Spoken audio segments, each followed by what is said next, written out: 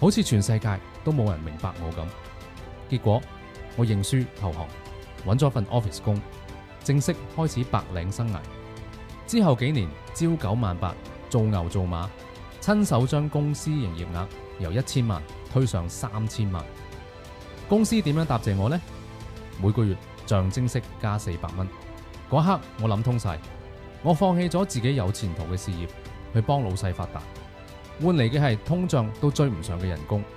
我即刻打辭職信，然之後俾咗人事部經理。我好記得2個保安當我賊咁送到公司大門口，我捧住個 A4 紙箱，內心反而前所未有咁輕鬆。我同自己講，今次係最後一次創業，我要證明俾自己同埋屋企人睇，今次只許成功，不許失敗。之後1年，我一擲千金，投資咗接近30萬，同世界